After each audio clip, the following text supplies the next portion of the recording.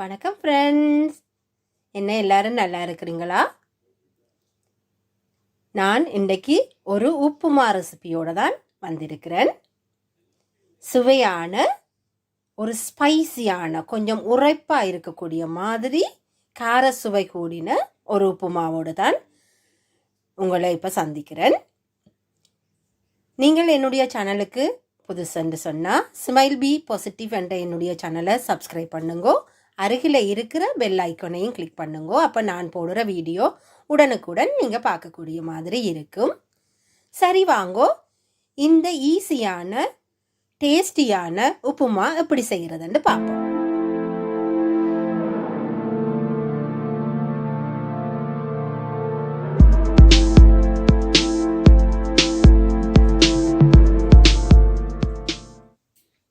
இப்போ நான் இந்த உப்புமாக்கு தேவையான பொருட்கள் எடுத்து வச்சிருக்கிறேன். அவை என்னென்னு பார்ப்போம். இதில் இந்த உப்புமா செய்யறதுக்கு தேவையான பொருட்கள் எடுத்து வச்சிருக்கிறேன். அது என்னென்னு இப்போ உங்களுக்கு சொல்லுறேன். இதில் பார்த்தீங்கன்னா தெரியும், வெங்காயம், ஒரு வெங்காயம், பெரிய வெங்காயம் வெட்டி வச்சிருக்கிறேன். கேரட் கொஞ்சம் சின்ன துண்டுகளாக வெட்டி வச்சிருக்கிறேன். கடலைப்பருப்பு எடுத்திருக்கிறேன். அதோட இஞ்சி ஸ்க்ரேப் பண்ணி எடுத்திருக்கிறேன். சின்ன கண்ணால் ஸ்க்ரேப் பண்ணி எடுத்திருக்கிறேன். இதில் உப்பு, மிளகாய்த்தூள், நீங்கள் கறி மிளகாத்தூளும் போடலாம், தனி மிளகாத்தூளும் போடலாம். இதில் மஞ்சள் எடுத்து வச்சிருக்கிறேன். மஞ்சள். அதை விட முதல் உங்களுக்கு காட்டின மாதிரி இதில் சின்ன ஸ்கொயர்ஸாக இந்த பொட்டேட்டோ உருளைக்கிழங்கு பொரித்து உப்பு மிளகாத்தூள் போட்டு பொரித்து எடுத்து வச்சிருக்கிறேன்.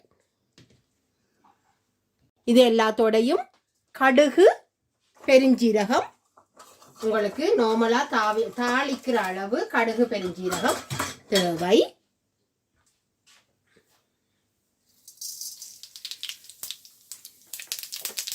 கடுகு வடிக்க நான் இப்ப பெருஞ்சீரகம் போடுறேன்.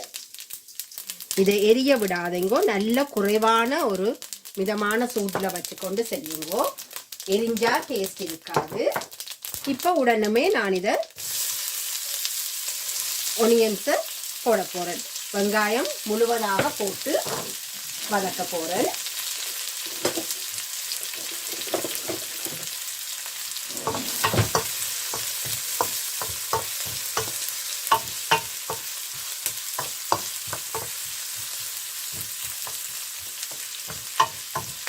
ஒரு 30 செகண்ட் நீங்கள் வெங்காயத்தை சாதுவாக வதக்கி கொண்டு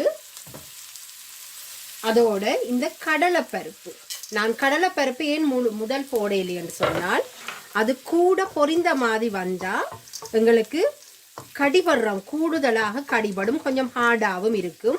அப்போ நான் இந்த வெங்காயத்தோட இப்போ போட்டிருக்கிறேன். கொஞ்சம் அது நிறம் மாறும் வரையும் இதை நான் கொஞ்சம் வதக்க போகிறேன். பாருங்கோ, இப்போ இந்த கடலைப்பருப்பு பொரிந்து வந்து கொண்டிருக்குது. நீங்கள் வேணுமெண்டா வெங்காயம் போட முதல் கடுகு சீரகம் அதோட சேர்த்து கடலைப்பருப்பையும் போடலாம். எங்கட வீட்டில் அது கடிபடுறது கூட ஹார்டாக இருக்கிறது பிடிக்காதபடியாக நான் வெங்காயத்தை போட்ட பிறகு போடுறேன். ஸோ அதால் கொஞ்சம் அளவான பக்குவத்தில் அது பொரிந்து வரும். இப்போ நான் கேரட் துருவல் கேரட் சாப் பண்ணி வச்சுருந்ததை அதோட போடுறேன். அதோட சேர்த்து இந்த இஞ்சி, கிரேட்டட் இஞ்சியையும் நான் அதுக்குள்ளே போடுறேன்.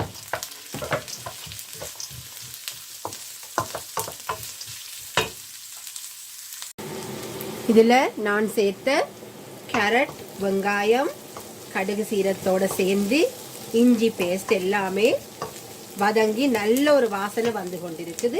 இந்த நேரத்தில் நான் எடுத்து வச்சிருந்த கருவேப்பிலையையும் போடுறேன். கறிவேப்பிலை கொஞ்சம் இதோட சேர்க்கிறேன்.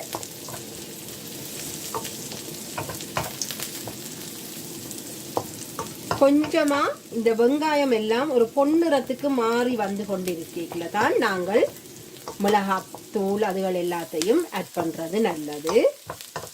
இல்லையண்டா அதெல்லாம் ஒரு எரிந்த வாசனையை தரும்.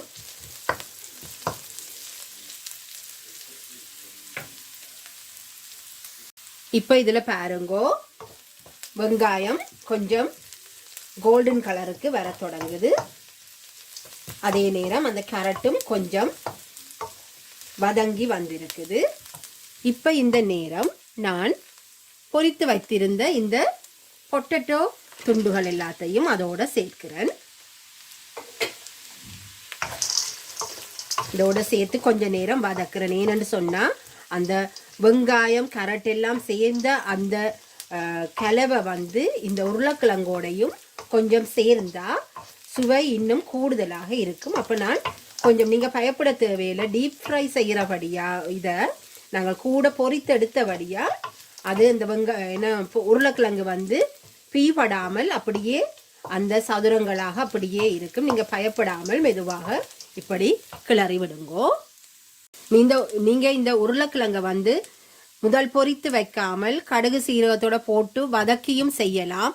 ஆனால் அந்த சுவையை விட இது கொஞ்சம் கூடுதலான சுவையாக இருக்கும். ஆனபடியாத்தான் நான் இப்படி செய்கிறேன். இப்போ இந்த கலவையெல்லாம் வதங்கி வந்திருக்குது. இந்த நேரத்தில் நான் தேவையான அளவு மஞ்சள் தூள், நான் வந்து இதில் ஒரு 1/2 ஸ்பூனுக்கு கொஞ்சம் கூட போடுறேன் மஞ்சள் தூள். அதோட உப்பு, தேவையான அளவு உப்பு. நாங்கள் இந்த உருளைக்கிழங்கு பொரிக்க கொஞ்சம் போட்டுத்தான் பொரிச்சேன் நான். என்றாலும் இது உப்புமான்றபடியா கொஞ்சம் உப்பு சுவை இருக்க வேணும்ன்றதுக்காக உப்பு கொஞ்சம் போடுறேன்.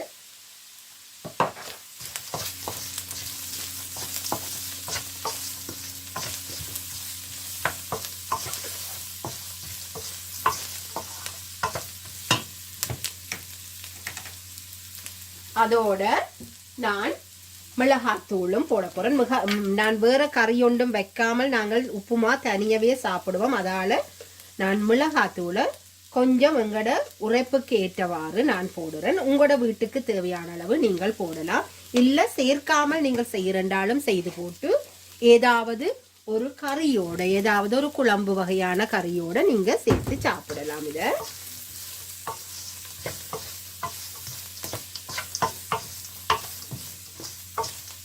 ஒருக்கா இந்த மிளகாத்தூளுண்ட பச்சை வாசனை போகிறதுக்கு ஒருக்கா இப்படி கொஞ்சம் சூடு பிடிக்க விட்டுட்டு, இப்போ நான் என்ன செய்ய போறேன்டா, சுடு தண்ணி கொஞ்சம் கொதிக்க வச்சிருக்கிறேன். அந்த கொதித்த சுடு தண்ணி கொஞ்சம் இதில் நான் ஆட் பண்ண போகிறேன். ஆட் பண்ணி இந்த கடலைப்பருப்பு கேரட் எல்லாமே அவியற மாதிரி கொஞ்ச நேரம் விட போகிறேன்.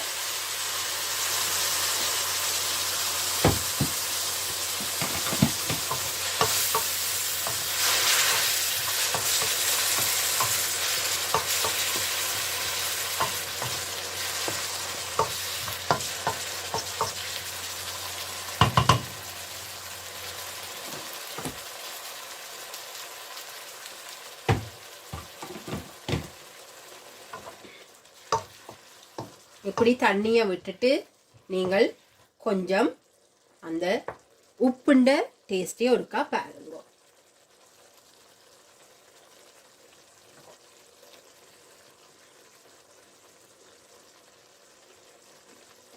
நாங்கள் போடுற ரவைக்கு வந்து இது கொஞ்சம் காணாத மாதிரி இருக்கு. அப்ப நான் கொஞ்சம் உப்பு சேர்க்கிறேன்.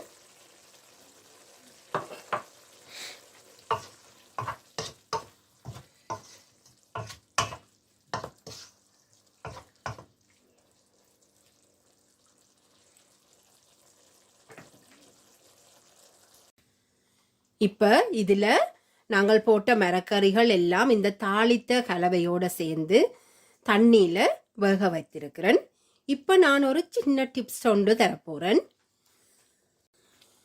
இப்போ நான் ஒரு சின்னதாக ஒரு டிப் தரேன் உங்களுக்கு. இந்த உப்புமா இன்னும் சுவையாக வாரத்துக்கு நான் செய்கிற ஒரு சீக்ரெட் இன்க்ரீடியன்ட்ஸ் என்னன்னு சொன்னால் பசும்பால்.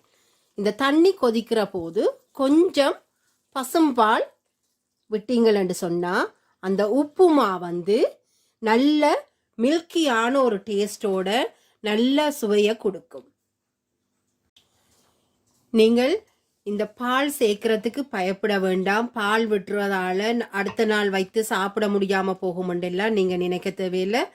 நான் இதை எடுத்து அடுத்த நாள் ஃப்ரிட்ஜில் வச்சு லஞ்ச் பாக்ஸுக்கு கூட பிள்ளைகளுக்கு நான் கொடுத்து விட்டுருக்கிறேன். நல்ல சுவையாக எந்த பழுதும் இல்லாமல் இந்த உப்புமா இருக்கும். நீங்கள் ஒரு முறை ட்ரை பண்ணி பாருங்கோ. இப்போ இந்த பால் இந்த கலவையோடு சேர்ந்து எல்லாம் கொஞ்சம் கொதித்து கொண்டு இருக்குது. இப்போ நான் என்ன செய்ய போகிறேன்னா, இந்த அடுப்பை சரியான லோ ஹீட்டுக்கு கொண்டு போகிறேன். லோ ஹீட்டில் விட்டுட்டு நான் மெதுவாக அந்த ரவை சேர்க்க போகிறேன். ரவை நான் ஆல்ரெடியே வறுத்து வச்சிருக்கிற ரவை தான் வேண்டின. நான் அதை அப்படியே தான் பாவிக்க போகிறேன். நான் இப்போ பச்சை ரவை வேண்டினா அதை கொஞ்சம் நீங்கள் அடுப்பில் வச்சு சூடு பண்ணிட்டு ஆற விட்டுட்டு நீங்கள் அதை சேர்த்து உப்புமா செய்யுங்கோ.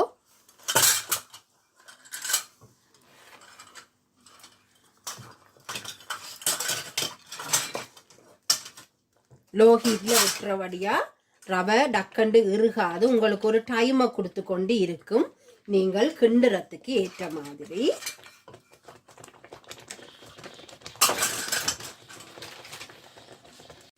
பாருங்க, நான் இதில் இப்போ 2 கப் ரவை சேர்த்திருக்கிறேன். ஆனால் இன்னும் ஒரு அரை கப் சேர்க்கலாம் மாதிரி இருக்குது. நான் இன்னும் ஒரு கொஞ்சம் ரவை சேர்க்க போகிறேன்.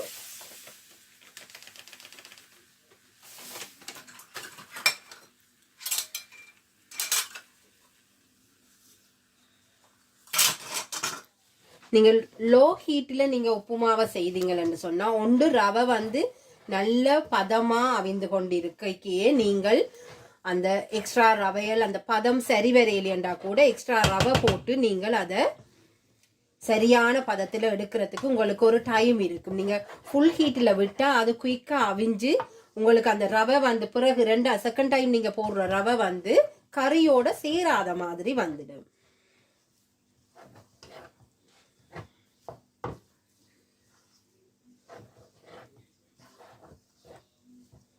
நீங்கள் இதை இப்படி கைவிடாம இப்படியே கிளறிக்கொண்டு இருங்கோ. இந்த கார உப்புமா ரெசிபி உங்களுக்கு பிடிச்சிருந்தா லைக் பண்ணுங்கோ, ஷேர் பண்ணுங்கோ, மறக்காம கமெண்ட் பண்ணுங்கோ, சப்ஸ்கிரைப் பண்ணுங்கோ என்னுடைய சேனலுக்கு. மீண்டும் இன்னொரு வீடியோவில் உங்களை சந்திக்கிற வரைக்கும் தேங்க்யூ, பாய்.